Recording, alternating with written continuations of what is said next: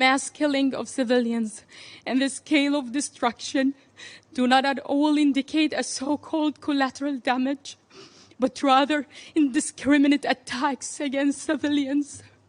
What is this, if not barbaric and brutal? In 11 days, Israel killed more than 3,000 Palestinians, including 1,000 children, and injured many more, half of them women and children, by airstrikes directly hitting their homes. Israel has not spared a single Palestinian family in Gaza. Those who were not killed are injured.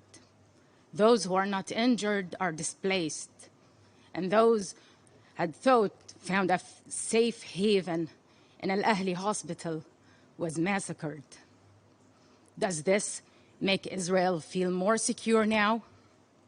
Does this fulfill the need for unconditional support to Israel? According to the UN, families in Gaza have been bombed by Israel while in their homes or on their way in search for a safe place along damaged roads following an Israeli evacuation order that left hundreds of thousands of people scrambling for safety, but with nowhere safe to go. Israel resorted to unlawful collective punishment as a method of war, intentionally cutting fuel, water, and electricity of Gaza, and blocking the entry of humanitarian aid. Entire residential neighborhoods have been razed to the ground. Homes, schools, UN facilities, health centers, hit by direct and intense Israeli airstrikes. Aid workers have been targeted and killed. Rescue teams are struggling to carry out their missions amid continuous airstrikes.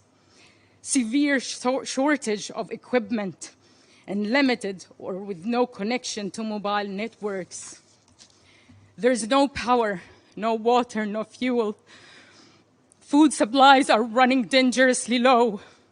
Hospitals, overwhelmed with patients and injured, are running out of medicine. Morgues are overflowing with bodies. Bodies are buried in mass graves. Israel ordered 22 hospitals in Gaza to evacuate, an order that WHO labeled as a death sentence for the sick and injured. This includes newborn babies in incubators.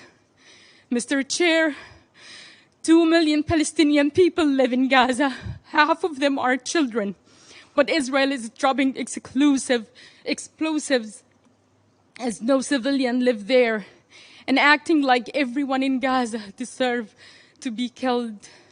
The mass killing of civilians and the scale of destruction do not at all indicate a so-called collateral damage, but rather indiscriminate attacks against civilians. What is this, if not barbaric and brutal? Whitewashing Israel crimes in advance by proclaiming that Israel is not responsible for the killing of Palestinian civilians is inhumane and irresponsible, and it undermines the most fundamental rules of our international law-based order.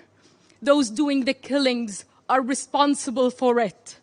We call on you to stand against Israel's crimes, to stop the massacres against my people, to stop the epic human suffering, and to ensure respect for international humanitarian law. Mr. Chair, dear colleagues, one thing, only one thing that deserves your unconditional support: justice, not vengeance. Thank you.